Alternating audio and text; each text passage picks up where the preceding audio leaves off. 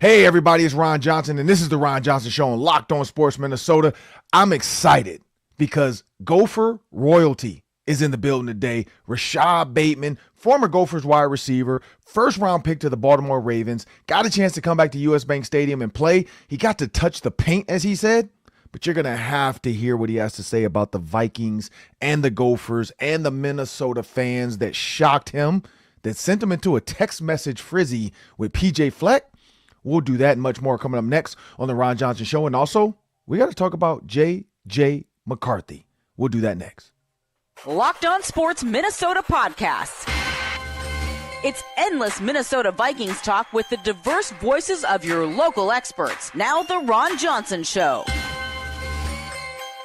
On the field, in the broadcast booth, Ron Johnson is Minnesota sports. He's played with them, hung out with them, and grown up with all the big names in Minnesota sports. They're hanging out with Ron Johnson. It's the Ron Johnson Show on the Locked On Sports Minnesota podcast. And it starts now.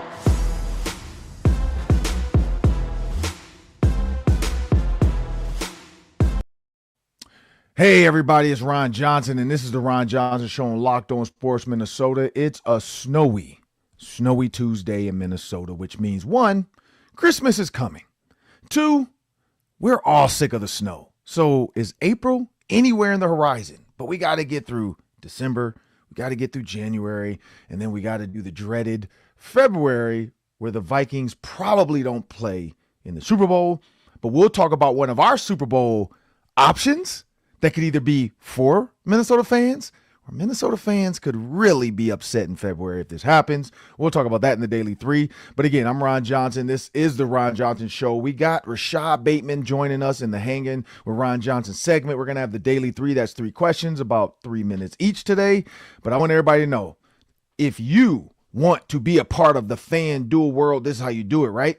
So if you want to be right in the middle of the action this season, visit FanDuel.com and place your NFL live bets all season long. FanDuel, the game moves fast, and so can you. So just go to FanDuel.com and you'll be a part of the action, because I've been doing it, as I bring my producer to the show, Sam Ekstrom.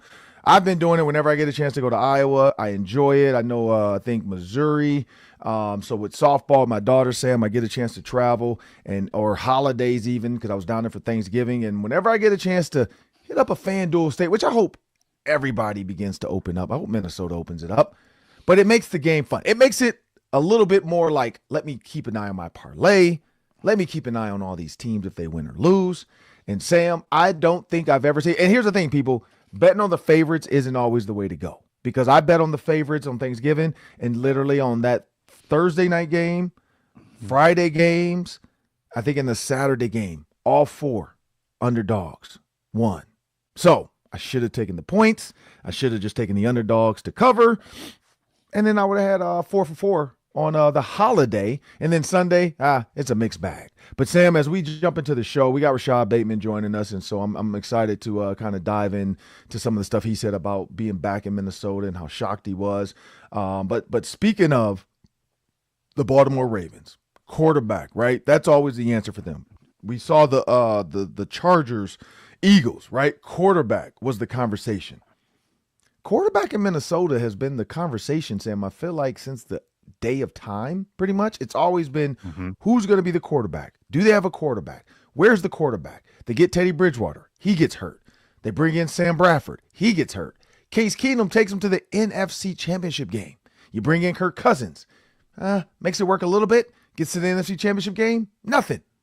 And then he gets hurt. It's one of those situations, Sam, where J.J. McCarthy getting hurt feels a little Minnesota-ish, right? It feels like there is never a dull moment in Minnesota football with the quarterback. 1, who is he? 2, when he's out there, is he going to get hurt? This whole Max Brosmer experience, right? I'm a Gopher. We got a Gopher join us today. I got my Gopher gear on because Rashod Bateman's going to be joining us. And we thought Max Brosmer was going to be the answer, right? It didn't go so well. 4 interceptions. Right, and one of them I'm break down today just to help him out a little bit with 1, maybe something the coaches are telling him they shouldn't have been telling him, and he was thinking that. But 2, it had to be fixed, right? something had to be fixed. And I think Kevin O'Connell might have fixed it last week with J.J. McCarthy. Kevin O'Connell said that J.J. McCarthy is one of the best pre-snap quarterbacks he's ever had, right? I don't truly know if that matters. I really don't. Here's why, Sam. Your kids could be the best pre-test kids you've ever seen. They study right. They take notes. They sit at the table without electronics. They write down all the where they found the notes. They write down the sources of the notes. They write down the websites they got their notes from. They do all the problems, whether it's chemistry, biology, or mathematics, right? They do all the stuff, Sam. They got everything lined up. They got paper after paper after paper. And then they get to the test. The bell rings. They grab that pen. They start to write. They turn it in. When they turn it in, they see a large grade come back, Sam. And for those watching on YouTube, thank you for joining us on YouTube, Roku, Amazon Fire, those consuming it via video, you guys are about to see the letter grade that a lot of kids get, right? And for those listening, I'll eventually say it. But you get that paper, you do all your stuff, and then the grade comes back, Sam. What grade is that? Ooh, it's a big fat D. So it's not an F, right? They didn't fail. But it is not a passing grade, right? F, it would be failure. D's like, come on. You're not too far from a C, but you're not an F. You didn't bomb. You had some good moments, maybe one or two. But that's the problem, Sam. He can be a great pre-snap quarterback. And then he gets to the snap, and it's a D, right? So something tells me there's way too much emphasis on pre-snap. There's way too much emphasis on you're thinking about everything that this one play has versus let's just see what your instincts do, right? We always joke about on social media survival instincts, right? People that have zero survival instincts, meaning like you see everybody running this way, and then you see that one lady taking off that way. And all the comments are like, that lady has zero survival instincts. She's running right towards the pack of like bulls running the street or something. You know, everybody's running away from the bulls. And then this lady's just walking with a grocery bag. She's shopping in Milan. She doesn't realize they released the bulls, right? She's in the middle of running with the bulls and she has no idea. Survival instincts, -35. And that's where I wonder with J.J. McCarthy, like, dude, does he have the instincts? And so for this game, from my perspective, right, early on, I wanted to see how many steps is he taking and when he's letting the ball go. He took steps, Sam, extremely quick. So it was a quick 3, quick 5, and then he let the ball go, right? That's what we wanted to see. That's what we wanted to see. Because I talked to a couple people on the sideline pre-game, a couple coaches as well. And I'm like, I've been banging the table on post-game shows, pre-game shows, the Ron Johnson show. And Sam, I've been saying what? Where's the quick game? Why aren't they going quick? And one coach kind of pointed out, and he said, you have to be able to throw the ball quick, right? You have to be able to get the ball out of your hands quick. And when he said that, I was like, you know what? Weeks 15, 16, 17, 18, right? We got 4 weeks left. I'm like, you might as well figure it out, in my opinion, right? Sam, am I wrong in that? You got to figure it out. And here's the thing, right? So time to throw. The previous weeks for J.J. McCarthy he was second behind Caleb Williams. Caleb Williams was like 3.92, I think, or 3.29. Mm-hmm. And Caleb Williams again this week, Sam, can you guess what Caleb Williams' time to throw against the Packers was? Oh, it's over 3. I didn't see a lot of that game, but he scrambles around so much and extends plays that's why the numbers are so juiced up. So probably 3.74. Wow. It's almost 4 seconds to throw the ball. He does create a secondary pocket. He does move well before he throws the ball. The interception was one of them. I mean, if you watch that interception, if he throws it early and throws it to the corner of the end zone, it's a touchdown. He rolls out, does his Caleb thing, and kind of throws it late, and that's the stuff Ben Johnson was trying to avoid him doing. Guess who's second this week, though, Sam? In time to throw. It's a very unsuspecting person, but this person in college took extra time around. His motto is about time. He's a time guy. Shedeur. 3.57 seconds, right? So these are guys with a lot of time. Shedeur, Lamar Jackson, again, creates time. C.J. Stroud, again, creates time. Patrick Mahomes, again, creates time. Justin Herbert, well, I guess he kind of creates time. Geno Smith creates time. Josh Allen creates time. And then our guy, Sam Darnold. I don't think he creates time, Sam. Sam Darnold has 3 seconds to throw the ball. He's just making the right throw. But when I go to the shortest amount of time to throw the ball, these are guys that kind of play quick. Sam, in my pregame show, one of the guys was Isaac Tesla, right? His quarterback is Jared Goff. Jared Goff, 2.46 seconds. Doesn't mean his line's not protecting him. It means he's just getting rid of the ball quick. Kirk Cousins gets rid of the ball. And then guess who is right there at 2.56 seconds this week, Sam? Your guy.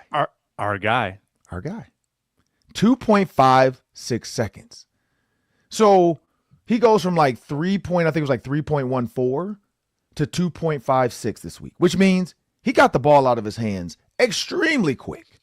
He wasn't allowing the defensive line to get to him. He was reading the first read quick enough to know I got to go with the ball here and get it out my hands.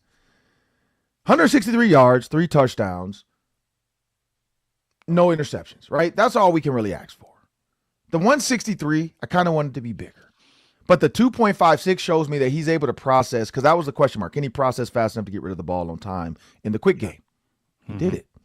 So in your mind, Sam, the next 4 weeks with J.J. McCarthy, what is going to tell you that he is the franchise quarterback? I think there are little boxes to check along the way. So one box that has not been checked yet is back-to-back good games. We've not seen that yet. Let's see back-to-back good games. Let's see if he can throw in volume and still be efficient, because all of his box scores, Ron, except for a couple, have been 16 completions, 13 completions, very low pass attempt count.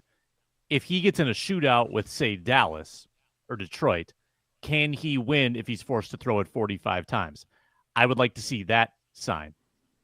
But I would really like to see that turnover count staying down.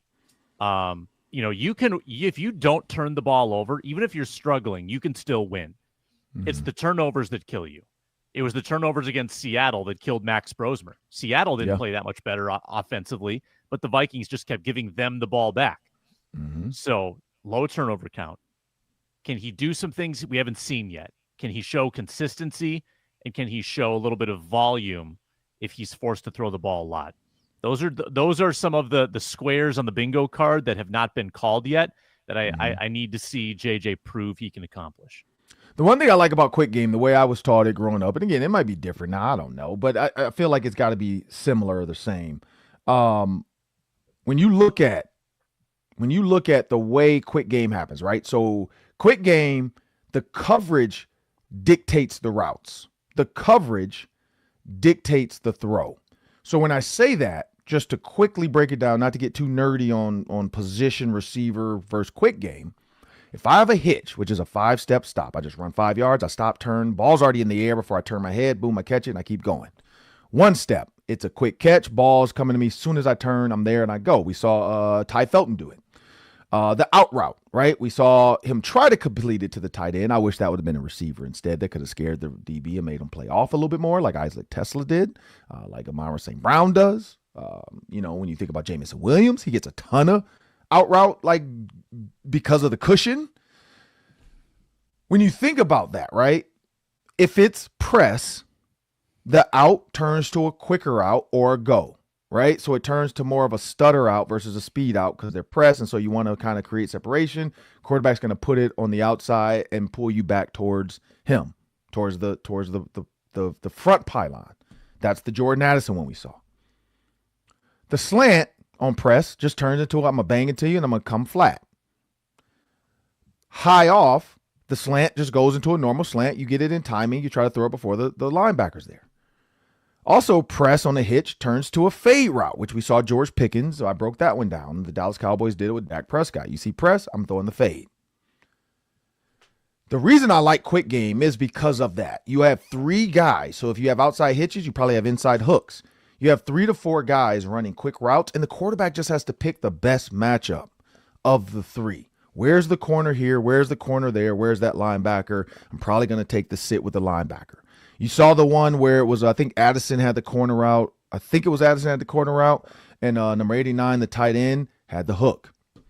J.J., 1, 2, 3, turns. Yep. They're backing off on the corner. Boom, let me take the hook right now. The difference was in the past, I think we felt like he was holding the ball because he's like, corner, corner, corner, corner. Shoot, corner's not there. Oh, shoot, now they know my hook is there. And now you don't have a throw. And now you're scrambling and everybody's screaming, why did you throw the ball to the hook? I think he figured it out. Now, I agree with your point. Can you do this 2 weeks in a row? Can you make the right throws? Can you make the right decisions? Can the coach? Here's the thing. The coach has to call the plays. Best line I heard this weekend, Sam, when I brought up quick game was, we installed it. Is the coach going to call it? He did, though. And that's what we wanted to see. I think they wanted to see that. Because there's nothing wrong with a quick game quarterback, right? And then eventually you take your shots. But if you look at Davante Adams' routes with Aaron Rodgers back in the day, Davante Adams and Rashod Bateman, he'll bring this up later. Rashod Bateman, the receivers he watched, one of them was Davante Adams. What did Davante Adams run great? A slant route. Where did he learn to run that slant route from? Jordy Nelson. Who did Jordy Nelson do that with? Aaron Rodgers. Who was good at like the quick sidearm gunslinger throw? Aaron Rodgers. So again, there's a correlation to this, right? I hate to say the Packers were always good at quick game, but they were. They always had it. Greg Jennings. We saw guy after guy run slants, run these routes. The Packers still run slants. Matt LaFleur still does it. Who else does it? Sean McVay. I don't know if Kevin O'Connell left those guys and said, I want to create my own. I want to do it my way. I want to do it my way. Like, maybe. Because, Sam, you know this. People want credit for their stuff and not somebody else's. So maybe that was part of it with Kevin O'Connell. And now maybe we're seeing an evolution, because this could be the greatest evolution ever. If J.J. McCarthy, Sam, the next 4 games, throws for 2 to 3 touchdowns a game, no interceptions the rest of the way. Because how many interceptions does he have right now? I don't have my book. 10. So he has 10 right now. 10. So if he finished the season with 10, but adds, 3 touchdowns this week, let's go 3, 2, 2, 3. Let's give the fans a treat at home last game of the year. So you got 6, 10, plus these 3, 13. And what does he currently have in touchdowns right now? I would have to look that one up. Probably 9 or 10. So probably almost equal. So let's say 20 touchdowns, 10 interceptions, how he finishes the season. I think we'd be okay with that, right? Because I went on the post game as well after I got off with you guys on Locked On. And I talked about Drew Brees, because Drew Brees did the game, right? Drew Brees is first year starting after Doug Flutie. So his second year, just like J.J. McCarthy, was not great. His third year, I think he threw 11 touchdowns, 15 or 16 interceptions. Could you imagine right now if J.J. McCarthy had finishes the season with 11 touchdowns and 15 interceptions? People are going to hate him. They're going to say this guy doesn't have it. He's not good enough to get it. We got to find a quarterback. 11 touchdowns, 16 interceptions, or 15 interceptions. I can't remember. But that was Drew Brees' numbers. Yeah. His second year. Second or third year. But neither year was great. Like, first and second. His fourth year is the year he killed it. Now, again, that's asking for extreme patience. That's what America doesn't have. That's what the world of, like, football, American football, because we know there's football in other countries. So I want to make sure, just in case we have some people over the pond, across the pond. American, let me be clear, American football, there's no patience. Because I think in real football, there's definitely, like soccer, 90 minutes, you have to have patience in that game. Like, there's like one goal sometimes, or sometimes none in 90 minutes. It's like watching the Vikings play the Raiders. Was that last year or the Dobbs year when it was like 3-0 or something? Yeah. Like, talk about patience. But Sam, before we get out of here and jump over to the Hanging Around Johnson segment with Rashod Bateman, that's the one thing I kind of wanted to allude to is, like, Drew Brees said it. Like, he said his fourth year is when it clicked for him. His fourth year is when he was like, oh, this game, okay, I get it now. I got to do this. I got to do that. Do we want J.J. McCarthy to go quicker? Yeah. But again, it was his fourth year. But the biggest difference was he was in San Diego, not in a big market, didn't have a fandom, he wasn't quote unquote drafted as a top 10 pick. So that was the other part about Drew Brees coming out of Purdue being as short as he was. And he's not short, he's like 6 feet. But, he wasn't the prototypical 6'4", 6'3" quarterback they wanted back in the 90s and early 2000s, because my rookie year, 2002, was his starting first year after, what's his name, Doug Flutie. And I think that's the key. He also got to spend his whole rookie year upright. J.J. McCarthy did not. So he's learning. I don't know. That's the thing, Sam. I don't know, before we get out, do you think people can be that patient to wait for J.J. McCarthy to figure this out his 4th year? Man, I feel like we've proven that we can't be. We've proven this year that we cannot be that patient because we freak out after 2 games. Now we can easily be brought back. Like, people see one good game and they're kind of, we're back in. We're back in on the kid. But we don't have a lot of patience, Ron. Like, the league has conditioned us not to. Mm-hmm. You don't see a lot of quarterbacks get a 3rd year if they struggle the first 2. So it's got to happen next year for JJ. I don't know if it gets into year 4. Maybe he's on the team. Hard to commit to him as the starter if it doesn't do a wholesale turnaround by that point. Do you agree? We tend to not have a lot of patience, not nearly the amount we used to in the league, where quarterbacks like Manning and Breeze were allowed to struggle and just take their lumps early in their career. Yeah, because let's see, Drew Brees, 16 games his second year, so this is J.J. McCarthy's year. The biggest difference, though, he did throw for 526 attempts, 320 completions. I don't think J.J.'s going to get there. 3,200 yards. I don't think J.J.'s going to get there. But 17 touchdowns, 16 interceptions, right? So very, up and down. The next year, 200 completions. He did get hurt, though. He only played in 11 games. I remember that because that was my second year, and I think we went out to San Diego to play them. But 11 touchdowns, 15 interceptions, right? 67 passer rating.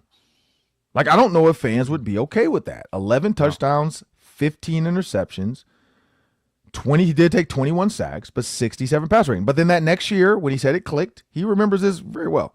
Didn't have the 320 completion year. He had 262 on 400 attempts. So lower attempts. What happened that year too? They ran the ball. They ran the ball a little bit more, right? But 262, 400 attempts, but 104 passer rating, 27 touchdowns, 7 interceptions. And then after that, that was the Drew Brees we all started to know. You got 24 and 15 the next year. And then that's when he got hurt. And San Diego just thought he's never going to be the same Drew Brees anymore. So they move him on. He goes to New Orleans. And then 2006, 2007, 2008, he kills it. 2009, Sam, I'm not going to even talk about that year because we all know what happened in 2009, right? I don't think we need to talk about that in Minnesota. We don't know what you mean. That. But he had 24 touchdowns, 11 interceptions, and I think if that's the J.J. McCarthy trajectory, but that took from 2001 to 2009 for Drew Brees to get to a Super Bowl. I don't know if Vikings fans have that patience. Well, and it was with a different team. And with a different team. Right. Yeah. But again, San Diego lost patience with Drew Brees, but they still had LaDainian Tomlinson. So it's you moved on and you probably could have had your Super Bowl moments. Now, again, you didn't have Bounty Gate, so maybe that's what got them out. We're not going to go into that. But Sam, that's where I want to leave with this before we jump over to Rashod Bateman is J.J. McCarthy these next 4 weeks. We're going to be on QB footwork watch, QB timing route watch. Is he getting the ball out of his hands on time? But looking forward to that. Coming up next, we got Rashod Bateman in the Hang Around Johnson segment in the Daily 3, but we'll do all that after a word from our sponsors. We're brought to you by FanDuel. As always, NFL Sundays move fast. One big play, suddenly the whole game changes. That's what makes live betting with FanDuel so exciting. You're not just watching the game, you're reacting to it in real time. FanDuel, you can place bets as the action unfolds, every drive, every momentum swing, every highlight moment. Sometimes you can feel when the game starts to shift.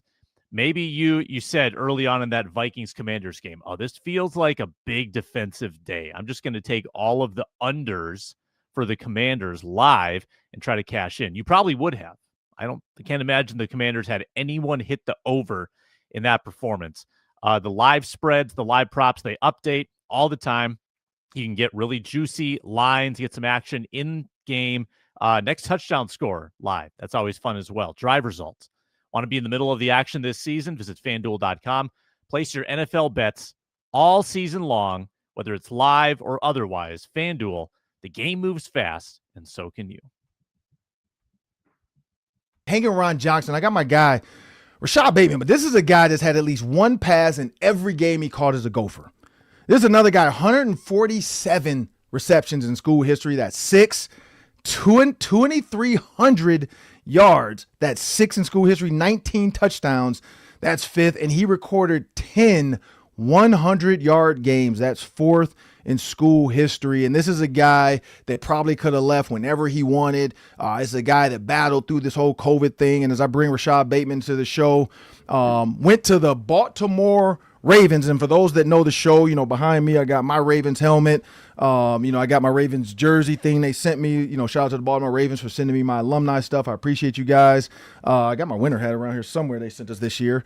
But Rashod Bateman, man, thanks for joining me on the Ron Johnson Show. And first off, man, I want to ask you, you got a chance to come back to Minnesota as a pro. When you saw that on the schedule, what was the thought? Because, you went to school here, but having a chance to come back, as a former Gopher, but be at US Bank Stadium, I'm pretty sure some Gophers reached out to you, some Gopher staff members reached out to you. What was that like just getting back to Minneapolis? First off, I appreciate having me on, Ryan. Definitely good to talk to you and see you.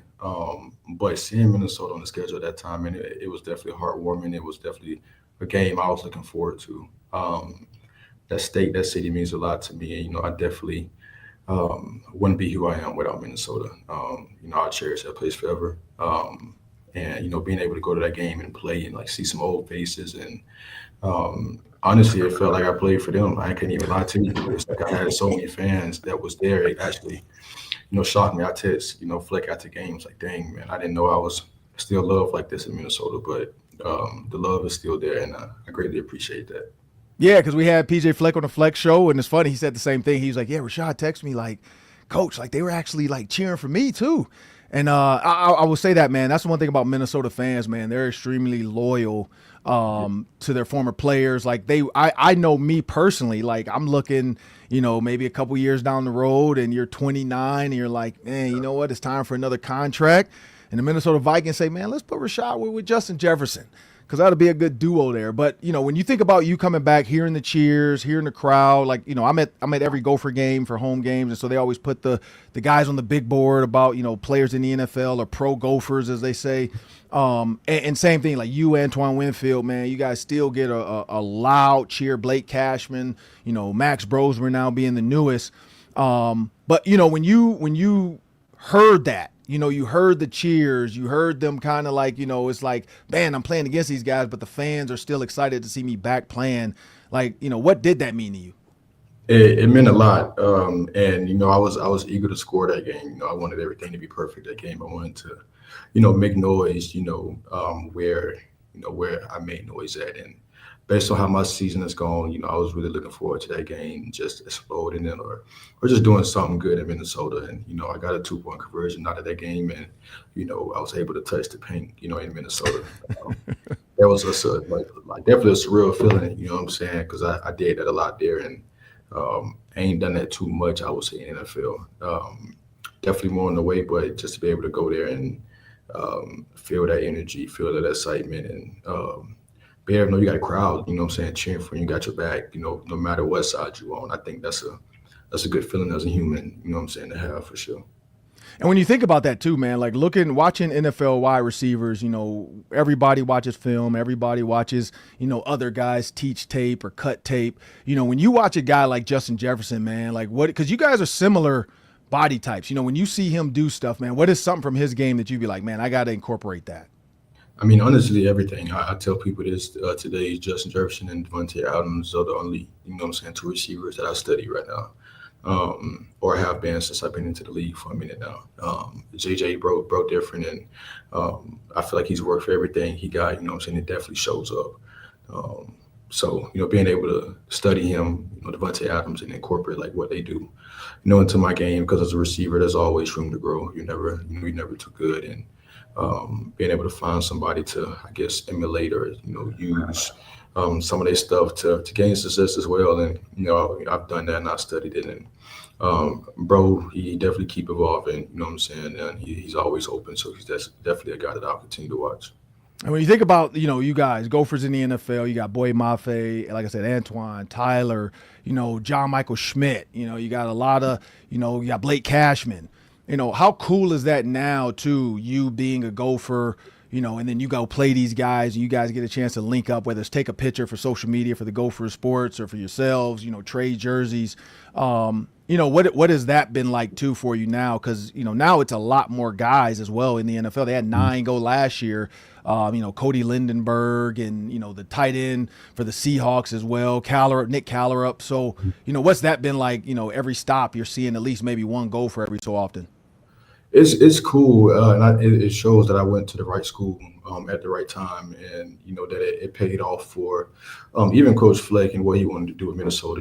I know he wanted to bring championships and wins, and I think he's done that, and some consistency to the school. I think he's done that, and the next thing he wanted to do was get guys in the league. You know what I'm saying? That was something that he preached and talked about, and I definitely kind of feel like the class that PJ recruited when it was, me in that class, I think it was 18, was kind of the shift, of that culture like there, in Minnesota. Because, honestly, since Tyler Johnson and Antoine, when that year, it's been guys coming out every year, and not guys that are some on practice squad, but these are guys that are actually on NFL rosters and playing and starting. I think that's a credit to the state. I think that's a credit to the organization that Fleck is doing there. And it looks like people still want to come in, explore Minnesota and see what they do. LeMacky Brockington, like even him, for example, I don't know what his career is going to look like, but he's from Moultrie, Georgia. That's down there where I'm at, where I'm from. So being able to see him, go to Minnesota, looking at it as the same way that I was, opportunity, not just academically, socially, spiritually, and NFL. So to be able to see guys in front of you go do that, it lets you know that it's possible for sure, no matter what school you go to. And I think Minnesota did that for me. It let me know that I didn't have to go to UGA. I didn't have to go here. I didn't have to go there. You just got to go to the school that suits you and the best fit for you. Yeah, speak to that a little bit. So you from Georgia, Drake Lindsey now, Arkansas kid, Gatorade Player of the Year in Arkansas, picks Minnesota, sticks with Minnesota because, of course, people always want to come late after the fact and try to offer you and flip you. And, he stayed with Minnesota and he's having success now as he sat a year behind Max Brosmer, who's in the NFL now. And now he is, getting his chance to shine as a freshman quarterback. And he'll, the next 2 years probably, because I'm guessing, at his size, his arm strength, he'll have the ability to maybe say, hey, I'm going to go to the NFL early as well. But when you look at that, you could have went to Georgia. You could have went to, one of the Georgia Tech schools down there, but you stuck with Fleck in Minnesota. What was it about that made you want to stick around? I would just say family. Minnesota is in the state in general. It's known for Minnesota nice, you know what I'm saying? And being where I'm from, I wanted to go to a place that, I can just be myself and play ball and just be accepted, especially going so far away. And when I went to Minnesota and on my recruiting visits, my family and I, my mom, everybody that came, felt loved. They felt appreciated, not just because of football, but almost everything else around it. About my mom knew that my well-being was going to be taken care of. She knew that this was a good area, and good academics and stuff like that. And I was able to go there, and lock in and like focus on that. And I think the rest is history, and I would definitely say it worked out. It was hard leaving the South, going up north. Everybody was like, bro, what you doing? Where you going? UGA, Kirby Smart. But I'm like, bro, Kirby, you didn't offer me into the Lodge and word you committed, So it's like Minnesota seeing me when I was committed to Georgia Southern as a 3-star recruit. And I think for me, it was just a respect thing. I was like, these guys were first. So I'm going to go with these guys first. Was it tempting? It was definitely tempting, but I think respect, and loyalty lies for me over anything. And, Fleck definitely showed me that. And, I wanted to return that favor to him. just by giving me the opportunity to go to the next level and play. Yeah, and it worked out, man. You left as one of the top 4 receivers in Gophers football history, Mount Rushmore receiver, in the history of the Gophers program. One of the most athletic receivers I've seen play. Like I told you every time, the RPO system, there'll never be a receiver at Minnesota that it's gonna be tough to beat that slant RPO because you were one of the guys that could take it to the house, and so it worked out for you. And you mentioned something about your recruiting trip though, so or no, sorry, your home visit. Fleck came to your house on his birthday, which is your birthday. Yeah. One, did you know ahead of time when he was coming out it was his birthday, or did you find that out when he got to your house? Yeah, we both kind of connected off that, just like through the recruiting process, communicating and through dialogue, we found out that we had the same birthday. And my goddad, we all 3 of us got the same birthday, November 29th. And I was a big recruiter at the time, and Fleck, really wanted to, get me there, but he didn't even know that, bro. I was coming there regardless. Like, you didn't have to come on your birthday. I was gonna come regardless. But he showed me that he cared, He took time out of his day on his birthday and flew down and did an in-home visit, with me and my family. Him and Coach Simon and Coach Mo and Coach Burns came down there. I think it was all of them, and it was a good time, bro. He brought a birthday cake. We had a good time. Bro had party hats. It was good, man. It was me, him, and the fam, and my mom's trailer. And from that point forward, man, we was locked in. I can't even lie. Most guys I went to school with up there, they called me the golden child. They called me Little Fleck's son. I'm his other son. You know what I'm saying? He had. I'm tripping off the birthday hats though. So. Yeah, bro had birthday hats, man. He definitely got a picture. I definitely could find it somewhere. Oh yeah, you gotta find. We gotta get the picture of the birthday hats. Yeah, bro, I gotta find that. Was it like Gopher birthday hats or just like random birthday hats? Birthday, like 10-year-old birthday, 10-year-old birthday. Like you got the hat, little pointy comb. Yeah, he brought that. He was committed. Wait, so did he have you wear it, or did he wear them too? Like, did all the coaches put them on, or like what? Bro, I'm not mistaken. I think everybody wore it, me included. I think everybody wore it. Oh man, that is hilarious, man. That's dedication to the birthday bit. Like if you gonna try to make a kid feel special, man, put the 10-year-old birthday hats on. Yeah. Cause man, like my kids, even I don't think they wore, like I think maybe their first or second birthday, and then after that, it's like, man, Dad, I'm not putting that hat on. Like I'm not wearing a birthday hat. Like that is hilarious. It's over.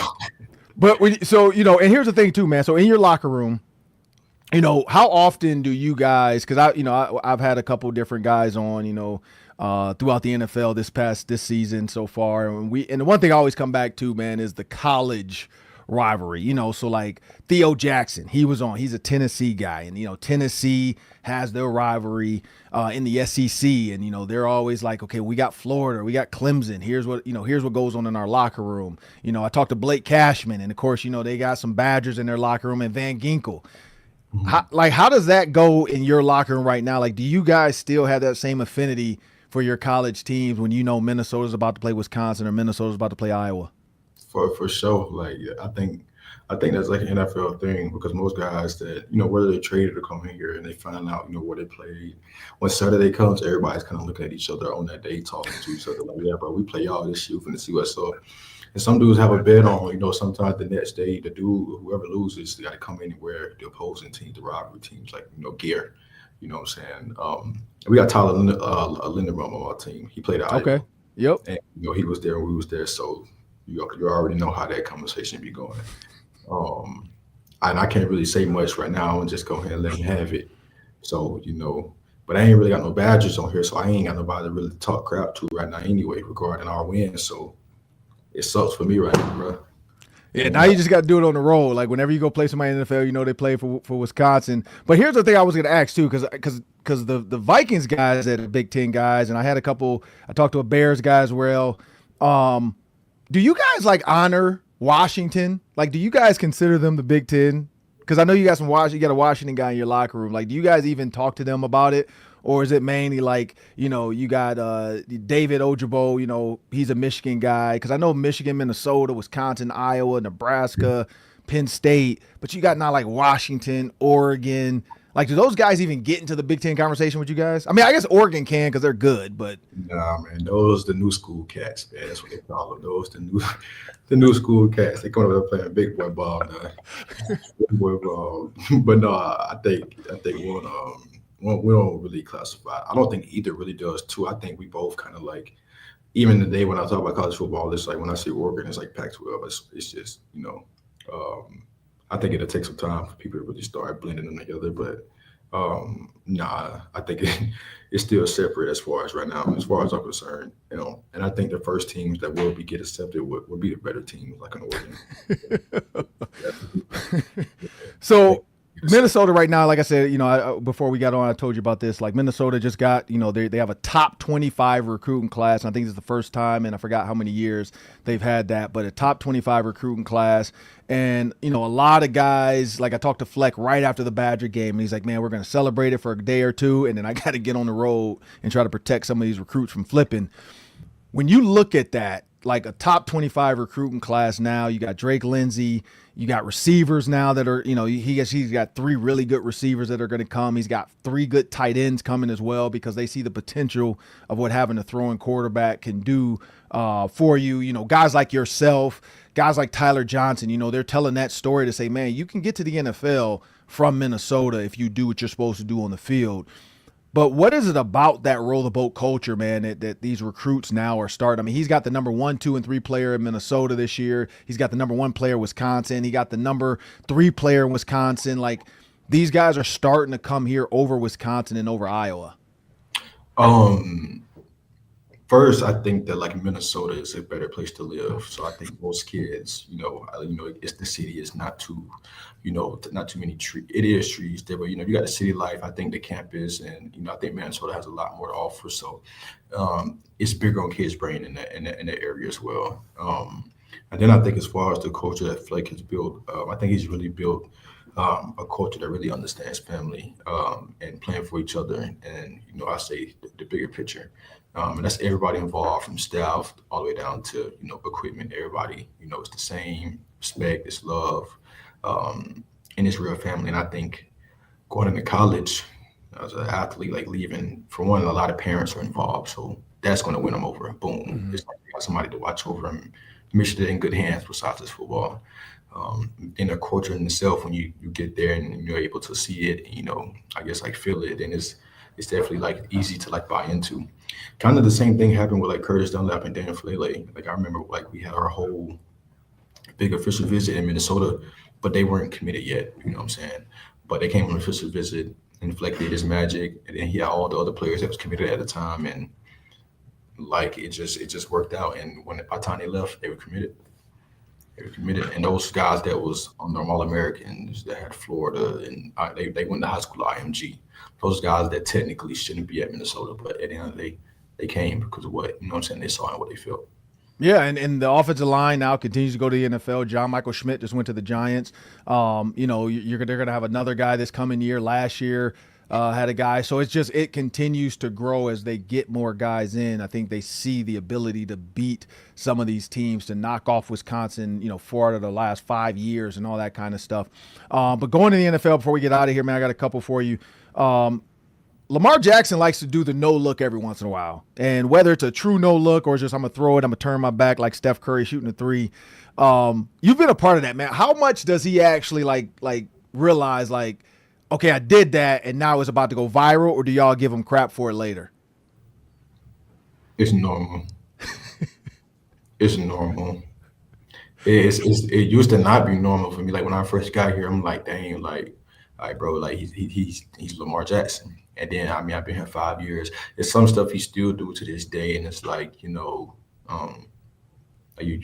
good, bro. You fine. Like, you know what I'm saying? It's like some players, that's like the only thing that like you can say about them at the time. It's like that's the only thing that put it all into perspective. God loves football, and he's been blessed with amazing gifts, and those talents that he have definitely help us win games. And I was gonna say that, like his ability to scramble, his ability to keep the play going. Like, how often do you have to remind yourself or work on the scramble drill to say, I can't stop, because I never know either when he's gonna run or he might actually come out of this and I'm wide open for a touchdown? Yeah, I mean, it's honestly as a receiver, you wouldn't know. I mean, it's hard because when you're in the middle, you just never know your back can be turned, you can run in that way. But when you practice with a guy, you learn his style of play. Then you just learn to dwell in what he do. It's kind of amazing how football works because that's just like the love of the game and just how it naturally just turns out because everybody don't have that perspective of football, and it's generally kind of hard to explain without telling the details of what we do as offense. Mm-hmm. But I think it's one of our biggest secrets playing with a quarterback like that, even like a Pat Mahomes, a guy that can get out of the pocket and make plays, because I feel like the play, a football play, you got like three different scenarios or stages of that play, and Lamar definitely helps us create like a third play, within the play, help us extend plays and continue our drives. And same thing, man, like blocking for Derrick Henry. Like we broke you guys. I mean, we played you guys. So I do a film study weekly with the Vikings and, it's on Vikings.com when we break down film. And it was interesting watching some of the play action stuff because Derrick Henry requires a safety to come into the box or corner to keep an eye on the guy. And there was play after play of deep corner routes or Mark Andrews being open or the double cross where Mark Andrews decides to take it high because he just does it. Like it's like, hey, it's not an actual rub. I'm just going to go high. But when you watch the play action affect everybody because of Derrick Henry, man. So again, like blocking in this scheme, receivers don't like, that's not the thing we love to do. We do it because it's fun and we get the pancake guys. But it's like, if we get to choose, I'm running a route. But but how often are you thinking about that too? Like if it's a call, run, or a toss, you kind of one got to block and two make sure you're not in the way because he'll run you over. Yeah, I've actually had to learn the nuances of like blocking because I mean obviously we know to block, but like the way that like the detail of blocking like for him or like for this team and for our offense, it's like there's times where like as a receiver like we feel like we're linemen because it's so like like tedious on what we have to do, and the detail of the games matter so much. And even for us, like we feel like a old lineman when we make a good block and he springs free because as a receiver in this offense, our blocks are definitely that important. I ain't blocked this much in my life. I'm learning that like that's like the NFL. I mean, you gotta like be prepared to like really like help the run game. When it needs to help. But definitely better get out the way. Definitely better get out the way. He ran into one of our players last year and fractured his forearm. So oh man, he ran over a dude for Cleveland last year and he ain't played. I think he medically retired. So get out the way, bro. I was gonna say because Ryan Clark had him on the pivot, and we, people have talked about that. Where Ryan Clark said if he met Derrick Henry in the hole, he's tackle him for a loss or 1 yard. And of course that went viral because most of the world saying Ryan Clark, you're not gonna get Derrick Henry down that fast. But of course Channing, and all those guys are, and Fred Taylor is looking at him crazy. But when you guys see that, when you guys see a guy get stiff arm, I think the Buffalo Bills was one where he like completely pushed the guy down the field with a shove. Like, when you're back on the sideline, are y'all looking at each other or him like, man, did that really just happen? Yeah, for sure. I feel like we kind of look at him and Lamar the same way. With Lamar juking somebody, like, or how did you get out of this Myles Garrett sack, bro? Like, how did you break this TJ Watt tackle? And Derek's like, bro, how did you just do what you just did? You know what I'm saying? And they just they're them because they're them. You know what I'm saying? That's just like what they do. It's week in and week out. It's never going to stop. And kudos to Derek. He's been a good guy to look at his bars. A lot of us wonder what superstars are like, when you actually meet them and get around them and learning them. And, he's a guy that I could genuinely say has worked for everything, that he's going to practice every day, no complaints, work hard, veteran, and put his head down and go to work. And he made me understand, like, why he is him for sure. Well, your birthday, you just had it. Happy 26th birthday. You got 365 days coming up until you're 27, man. What are some goals for you in this next year? Because I know when people have birthdays, I saw the Casamigos. Was it Casamigos? Yeah. Was the brand? Yeah, I saw Casamigos, gave you a little birthday celebration. So I'm pretty sure there was some toast and some I don't even know what the kids say these days. I don't know what you guys say, but whatever y'all did, whatever you said, like what is on your kind of, I know that the people used to say vision boards, but what is your 365 going to look like? I would just say, man, continue to be a better person, and a man. just all around. I don't really focus on like the nitpicky stuff because me personally, I would say, I don't want to do that. I think all around being a good human being, what I'm saying, whatever that looks like for my life and being able to continue to elevate those around me, myself and, take care of my fam. It really never changes for me. It's just really, how I go about it and, it just can continue to emphasize and, year by year, keeping the main thing and, spreading good love and positive energy. I think that's what the world needs right now. Well, appreciate you, man. I'm Ron Johnson. That's Rashod Bateman. Two of the best receivers in Gophers history. Rashod definitely way more athletic than I was. I was a 230-pound bruiser. Rashod will make you miss. That was the difference in the game, but I enjoy watching you play as a Gopher, man. And, you end up going to Baltimore as well, so I'm enjoying watching you on there too because I remember I broke you down for the Vikings, and I was hoping the Vikings would get you, man. But, Baltimore pulled the trigger sooner. And it is what it is. And, maybe one day you'll be back in Minnesota, but, you're definitely with a good team right there now with Lamar Jackson. You guys got the Steelers coming up. You actually get to see Adam Thielen again because Adam Thielen is now a Steeler. So he's now you'll play him twice. And hopefully he'll get a better opportunity out there in Pittsburgh with Aaron Rodgers. But I'm Ron Johnson, Rashod Bateman. And thank you guys for joining me on the Hanging Ron Johnson segment. And we'll be back after a short pause.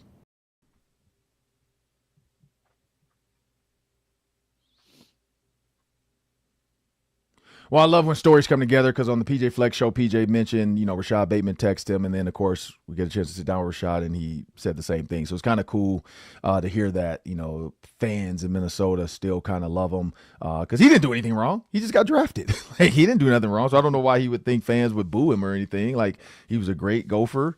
He's still in the league, just like Antoine Winfield. I feel like if Antoine Winfield comes back to Minnesota, he's going to get some cheers. Like, his dad was a Viking. He grew up a Minnesota kid, Eden Prairie High School. And so, Eden Prairie Youth. And then he moved on. I think his dad went out to Texas, and that's where he ended up. But yeah, now it's time for the Daily 3. That's 3 questions. Spend about a minute each today. Take it away, Sam. All right, Ron, big question for Vikings fans out there. The Seahawks are 10-3. They're tied for the best record in the NFC.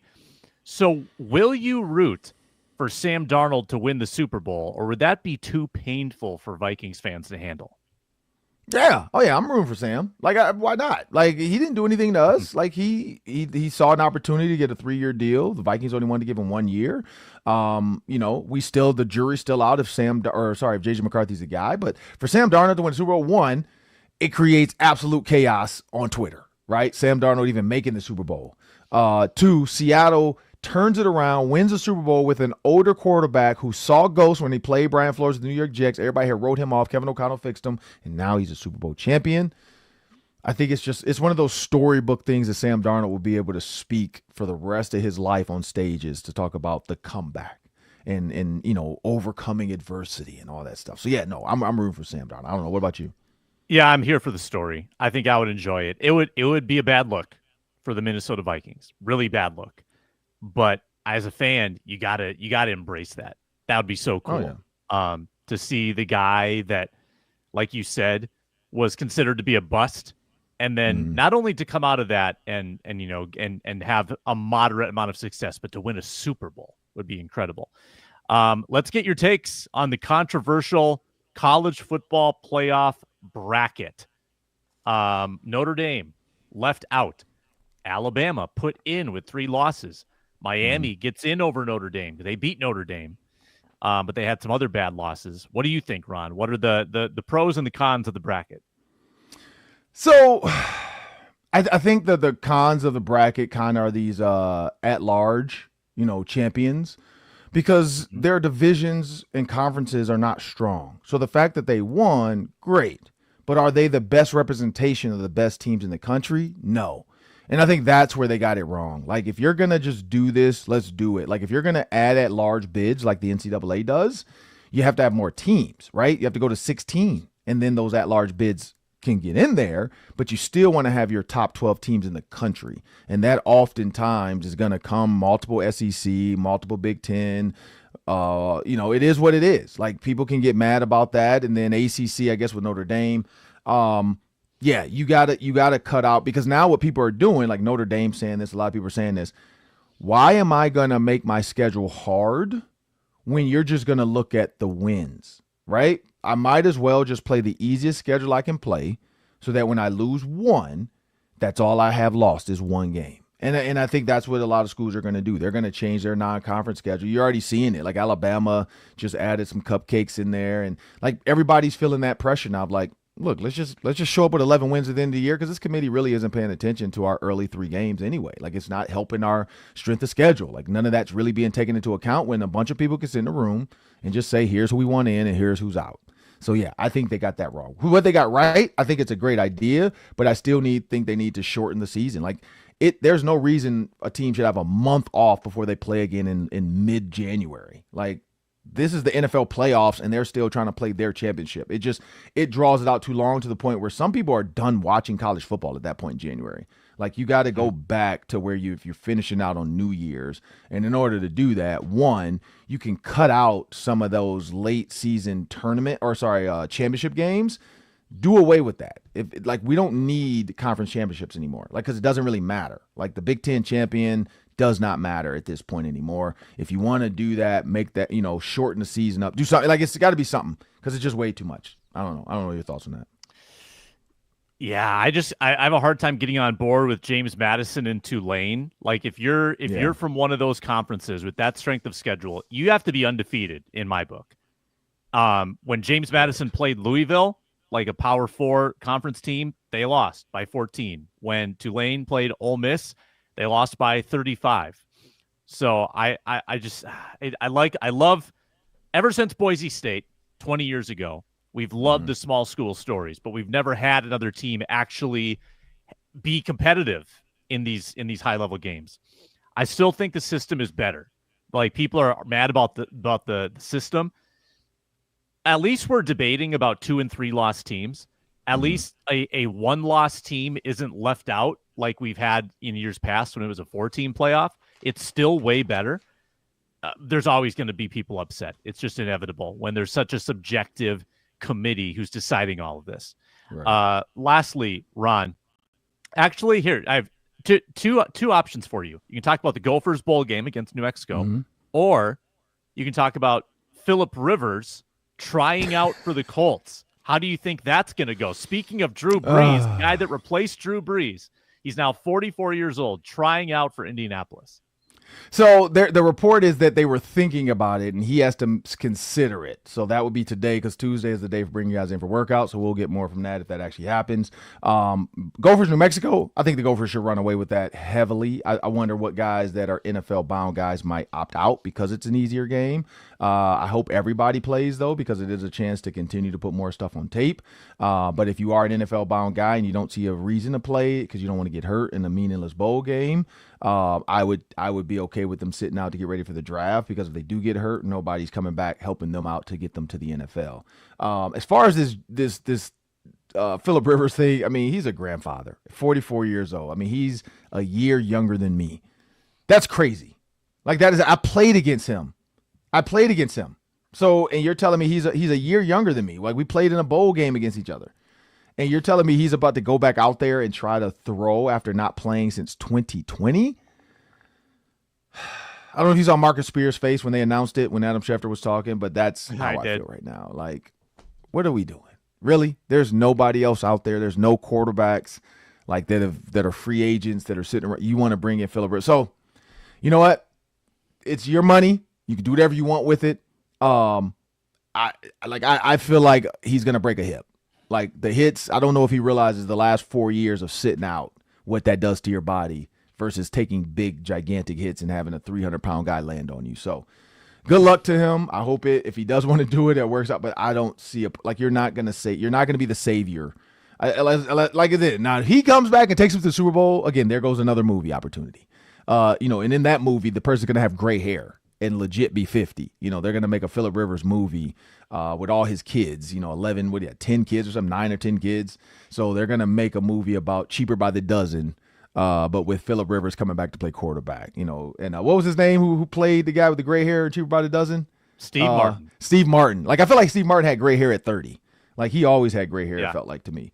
Maybe at 25 he had it, because I don't ever remember anything with him without gray hair. Like, I'd have to go way back. But no, I don't know. What do you think about it? Are you a Phillip Rivers fan? Do you want to see this happen just to see it? I guess it's a cool story. I don't know if this is great for his health, but what do the Colts have else? Riley Leonard is their backup, and apparently he's hurt. Jones is out for the year. So this is the ultimate desperation move. I doubt it works.